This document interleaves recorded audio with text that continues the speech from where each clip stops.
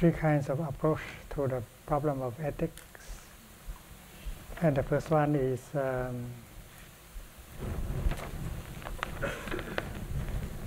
the standpoint of religion, theistic traditions. The second is so-called scientific approach. And the third one is Buddhist approach. First is the theistic traditions. Judaism and Christianity teach that the world was created by a loving, all-powerful God to provide a home for us. We, in turn, were created in His image to be His children. Thus, the world is not devoid of meaning and purpose. It is instead the arena in which God's plans and purposes are realized. What could be more natural than to think that morality is a part of a religious view of the world, whereas the atheistic world has no place for values. In the major theistic traditions, including Judaism, Christianity, and Islam, God is conceived as a lawgiver who has laid down rules that we are to obey.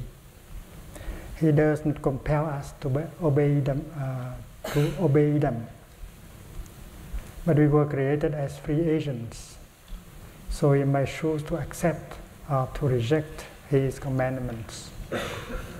But if we are to live as we should, we must follow God's law. This conception has been elaborated by some theologians into a theory about the nature of right and wrong, known as the divine command theory. Essentially, this theory says that morally right is a matter of being commanded by God, and morally wrong is a matter of being forbidden by God. That is the theistic approach. And then we have Bertrand Russell's scientific approach. This was written in 1902, more than 100 years ago, in his book, A Free Man Worship. That man is the product of causes which had no prevision of the end they were achieving, that his origin, his growth, his hopes and fears, his loves and his beliefs are but the outcome of accidental collocations of atoms, that no fire, no heroism, no intensity of thought and feeling can preserve an individual life beyond the grave, that all the labors of all the ages, all the devotion, all the inspiration, all the noonday brightness of human genius are destined to extinction in the vast death of the solar system, and that the whole temple of man's achievement must inevitably be buried beneath the debris of a universe in ruins. All these things, if not quite beyond dispute, are yet so nearly certain that no philosophy which rejects them can hope to stand. Only within the scaffolding of this truth, only on the firm foundation of the unyielding despair, can the soul habitation henceforth be safely built. Very strong.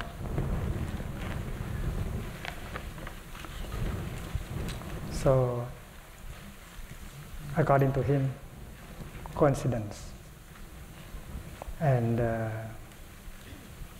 annihilation of man after his appearance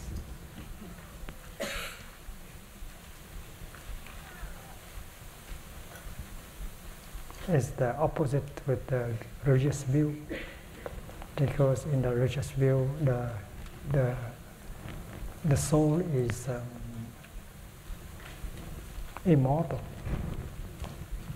immortal, permanent. So one is the view of permanence, immortality, and the other is the view of annihilation, the opposite views. And one is the view of there's a purpose, a plan, a project, and the other view is that just pure coincidence, the collocation of atoms. We are the product of coincidence. So it's opposite views. And there is another scientific view that is more recent. The universe is some 15 billion years old. That is the time elapsed since the Big Bang. And the Earth itself was formed about 4.6 billion years ago. The evolution of life on the planet was a slow process, guided largely by natural selection. The evolution of life, the first humans appeared quite recently. The extinction of great dinosaurs 65 million years ago left ecological room for the evolution of the few little mammals that were about. And after 63 or 64 million more years, one line of that evolution finally produced us. In geological time, we, man, arrived only yesterday. But no sooner did our ancestors arrive than they began to think of themselves as the most important things in all creation. Some of them even imagined that the whole universe had been made for their benefit. Thus, when they began to develop theories of right and wrong, they held that the protection of their own interests had a kind of ultimate and objective value. The rest of creation, the reason was intended for their use. We know now better. We now know better.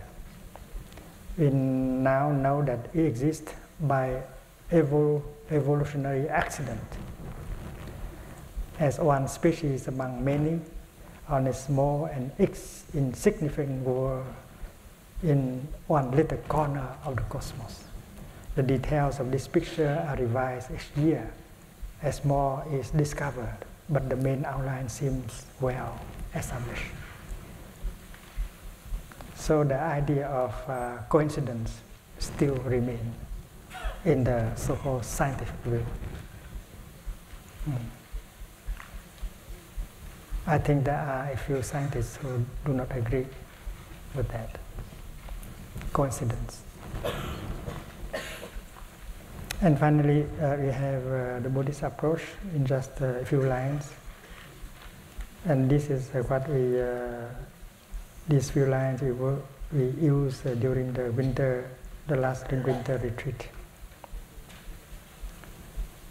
Both subject and object of perception manifest from consciousness according to the principle of interbeing. Man is present in all things, and all things are present in man. On the phenomenal level, there seems to be birth, death, being and non-being, but ontologically, these notions cannot be applied to reality. The dynamic consciousness is called karma energy.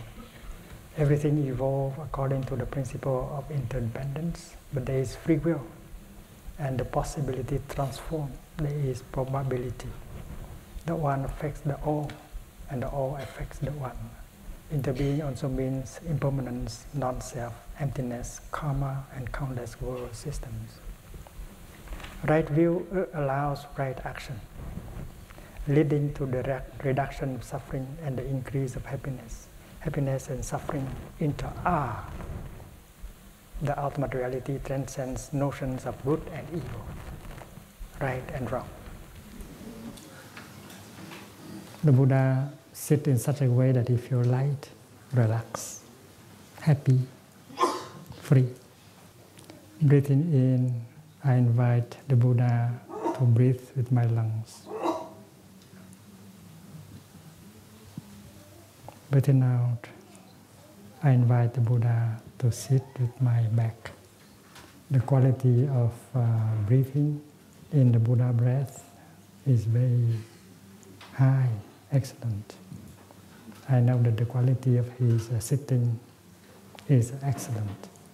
So I enjoy breathing, I enjoy sitting. I'm aware that my Father is fully present in every cell of my body. So I would like to invite my Father to breathe in with me, breathe out with me. I would like to invite my Father in me to sit with my back. This is my back, but it is also his. Father and son, father and daughter breathing together. Father and son, father and daughter breathing together. Breathing in, I feel so light. Breathing out, I feel so free. Daddy, do you feel as light as I do? Do you feel as free as I do?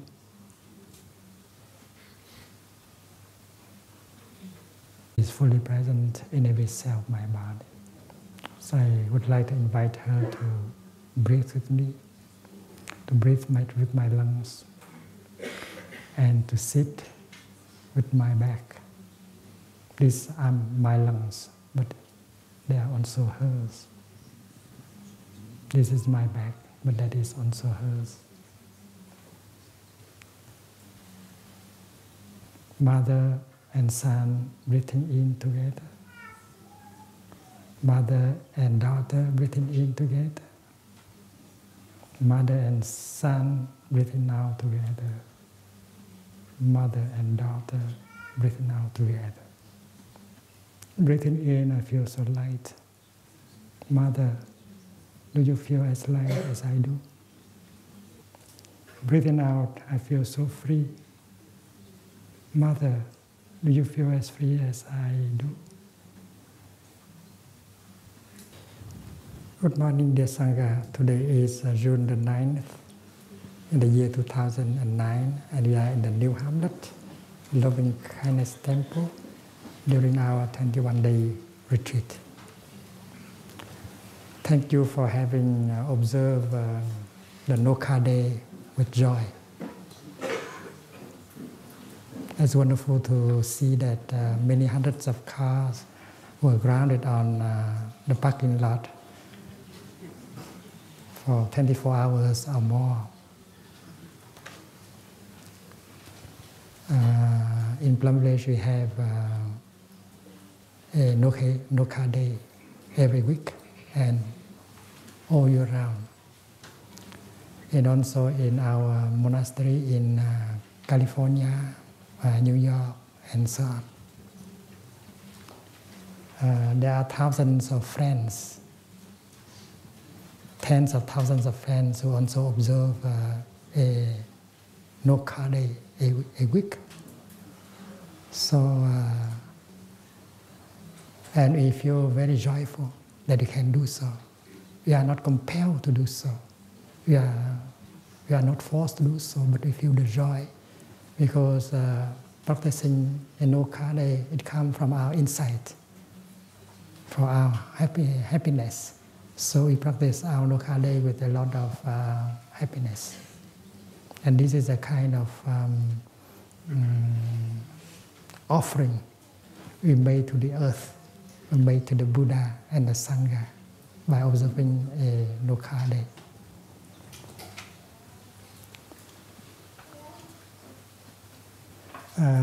You know that Deer Park Monastery is now totally on solar energy.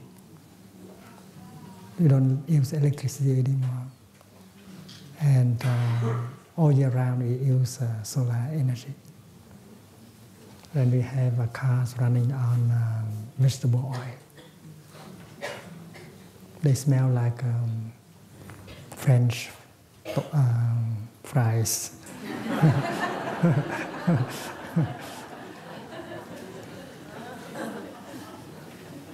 Dear friends, this must be the first lotus of the season.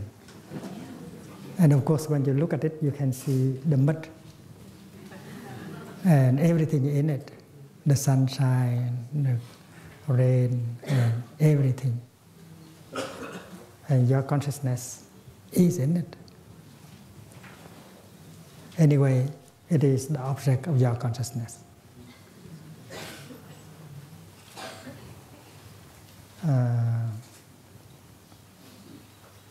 Usually, the first lotus flower blooms only on the 19th and the 20th of June.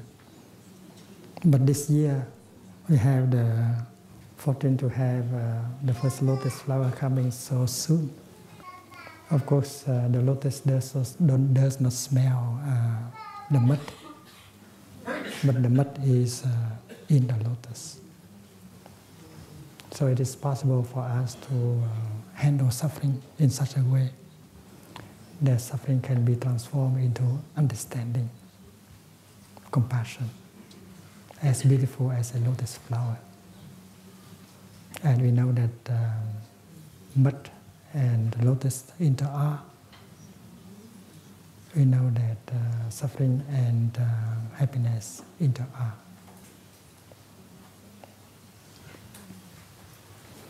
When we study and practice the 5 mindfulness trainings, we are aware that the 5 trainings are the fruit of our meditation.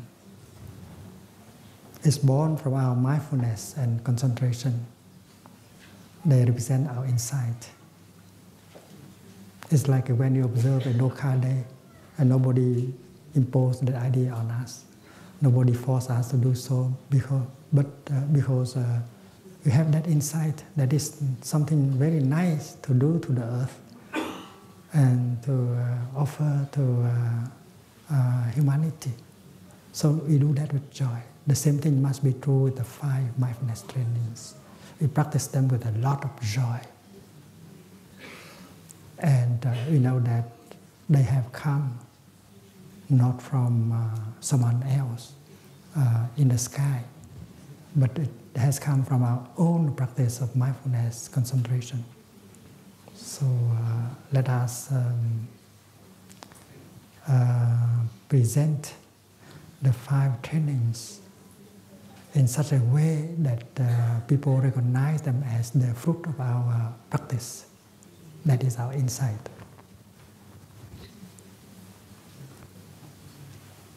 We know that the killing that has been going on in many places is due to fanaticism, narrowness, wrong thinking.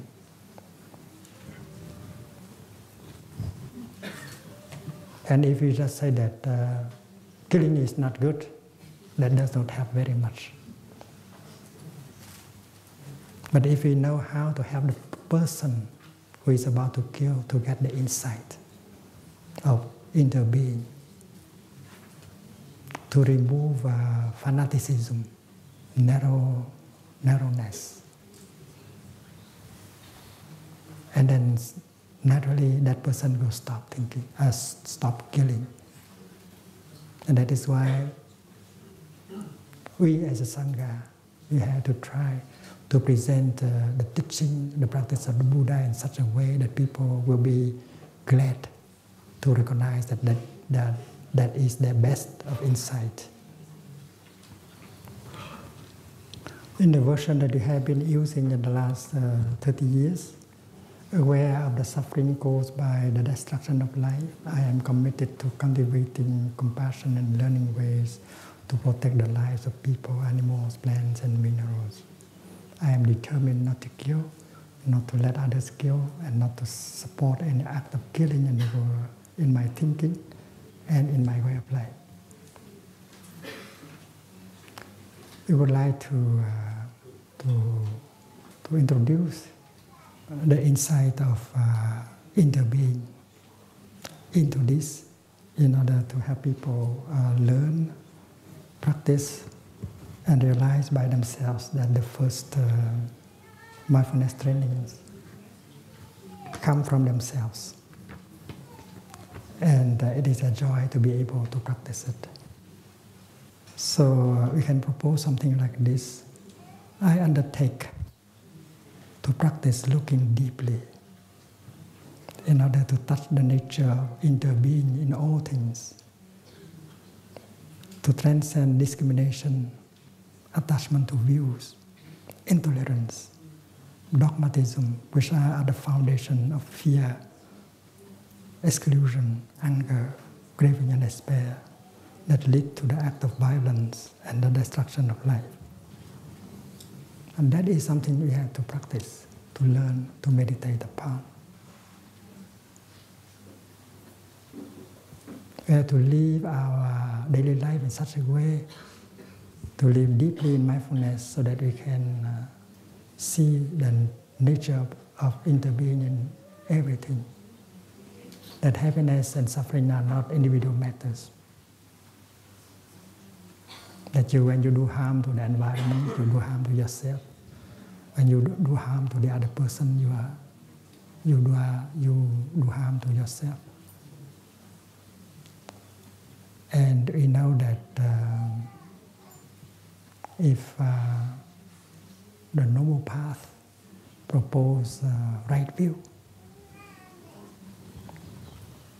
because right view will exclude, will transform intolerance, dogmatism, attachment to views, discrimination. So it is the insight that liberates us from these kind of things.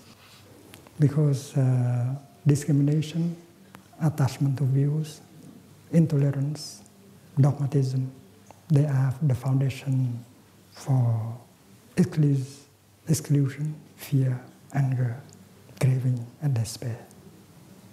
And this leads to the killing, to the destruction of life. Propose right view. We know that it is the removal of all kind of views. By the way, the word nirvana, it means extinction. And first of all, that is the extinction of views. Whether that is a view concerning birth and death, sameness or otherness, being and non-being, and so on. During the Vietnam War, we were aware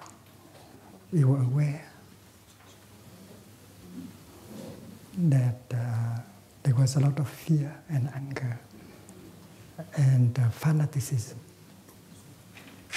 because the ideologies that are behind the war is communism and anti-communism.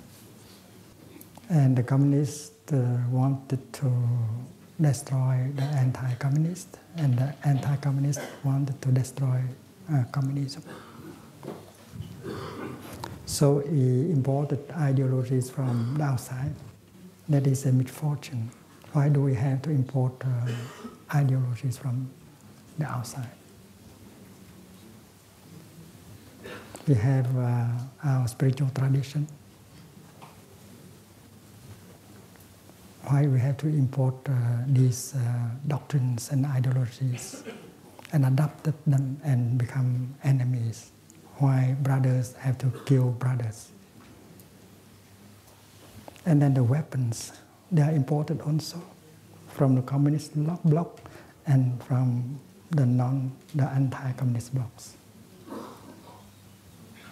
So not only we imported ideologies, but we imported also weapons.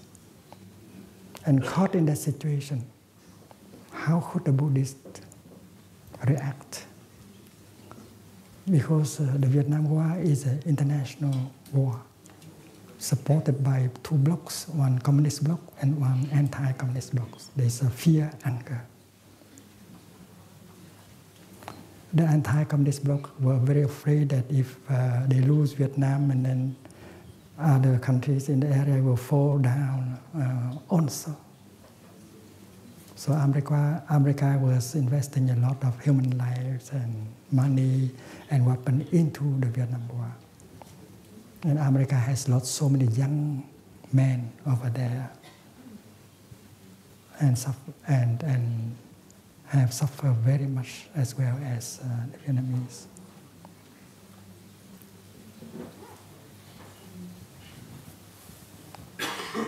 So we can see very clearly that the roots of war is the narrowness of views, the ideologies. You are attached to one view. You think that your view is the best kind of view, and you have to die for your view. And there are those of us in Vietnam who try to speak out, to tell the world that we did not want the war. We are forced to take up the guns to kill each other, but we did not want that. We did not want that. We want reconciliation. And those of us who work for reconciliation and peace were not allowed, because both sides have censorship, and the voice of the people who want peace could not be heard. And everyone in the world thought that in Vietnam, we wanted to fight to the end. But that is not true. The majority of us did not want the war. And that is why there were those of us who burned ourselves alive in order to draw the attention of the world, to say only one thing: we don't want this war. We don't want brothers killing brothers with foreign weapons, with foreign ideologies. And Thầy was among those who tried to do so. And we were suppressed by both sides. And it's very difficult, it's very dangerous to take up that stand. Because if you take side, and at least you are protected by one side. But if you don't take side, you are exposed to the destruction by both sides. It's very difficult. And in the Vietnam War, we struggle for peace. We lead actions to help refugees, victims of war. We did so in the spirit of the Buddha: non-violence, non-discrimination. But it's very difficult to communicate with the world outside so that we can get enough support for the way of reconciliation. And if there were monks and nuns who pour gasoline on their body and burn themselves alive, that is an attempt to draw the attention of the press so that they will know that our intention is not to continue with the war. Our intention is to stop the war. So if the war still goes on in many places in the world nowadays, that is because of the same reason. We are caught by one view. We think that only our view is the right view. We are dogmatic. We become intolerant. We are attached to our views. Those of us who practice according to the community of interbeing, we know that the first precept is about non-attachment to views. That is very important in Buddhism. The first precept, the first mindfulness training is not to kill. The first mindfulness training is about one openness, and the second one is non-attachment to views. And they both speak of the necessity to to be open, to get rid of views, to be free from views, from doctrines, from ideologies. Because we were in the spot. It's very hard. And you learn the truth that we suffer because of intolerance, dogmatism, and attachment to views. Aware of the suffering created by fanaticism and intolerance, we are determined not to be idolatrous about or bound to any doctrine, theory, or ideology, even Buddhist ones. Very radical. That is the lion's roar.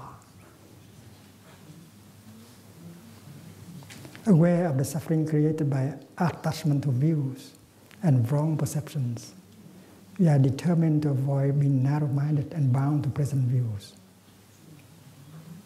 We shall learn and practice non-attachment from views in order to be open to others' insight and experiences. So not to kill is not the basic precept of Buddhism. When you are free from views, dogmatism, from intolerance, suddenly you stop killing. You don't need to tell that you should not kill. Those of us who practice in the order of infinite being, we know that the first precepts are the precepts of the mind. The precepts of the mind. Tâm giới. We know that there are 3 series of precepts, mindfulness trainings. These precepts concerning the mouth, these precepts concerning the body. And not to kill belong to the precept concerning the body. But the body is not the root, the mind is the root. That is why in the order of interbeing, we begin by the precept of the heart, of the mind. Because these are 3 aspects of action, karma. It has to do with right thinking, it has to do with right speech, and it has to do with right action. Usually, the precept on the body comes first. Not to kill, not to steal, not to commit adultery, and so on. It is related to body. But in the real Buddhist teaching, the mind is the foundation. And that is why it would be better to begin with the precepts of the mind. Many of us in the order of interbeing have not had a chance to learn about how the 14 precepts have come into existence. And in this retreat, we have a chance to find out. In the Dhammapada, it is said that mind precedes all knowable. I hope you recognize the word knowable. That is a technical term in Buddhism. That is the English translation of the word Dharma. We know that Dharma with the capital D is the teaching of the Buddha, and the Dharma with a regular D is the object of our mind, object of our consciousness. So knowable means object of mind. It means things, phenomena. Mind is the root, is the first of all phenomena. But when using the word phenomena, it is to think that phenomena is something existing separately, independently from mind. So knowable is the official translation of Dharma. If there is mind, but mind cannot be mind by itself. When mind manifests, it should be subject and object. like any perception. When you perceive, it means you perceive something. Perceiving is always perceiving something. And you have heard, consciousness is always consciousness of something. In the discipline of phenomenology, we learn that also. Consciousness is always consciousness of something. It cannot be consciousness alone. So subject and object must manifest together, like left and right. They manifest together. So knowable, it means the object of mind. Mind is a knower, and the Dhamma is the object of mind, knowable. Mind is the chief. Mind made are they. The knowable is made of mind. If with a corrupted mind, one should either speak or act, dukkha follows. Dukkha, ill-being, follows. It's not Thai translation. Thai English is much more simple. This is translation of Khantipalo Thera in Sydney. So with a corrupted mind, a mind with wrong perceptions, if we speak or act, and then suffering will follow. It's like the carriage will follow, the wheel will follow the ox. If with a clear and confident mind, one should speak or act, happiness follows, goes by that, as one shadow never departing.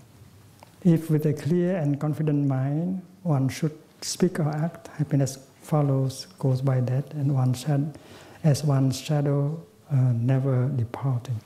So that is the teaching of Buddha. Mind is the king. Mind is the foundation. And that is why it's good to present the precepts of the mind first, and to present the precepts on the speech and the body later. And the 14 mindfulness trainings are classified, are represented like that. We begin with precepts of the mind.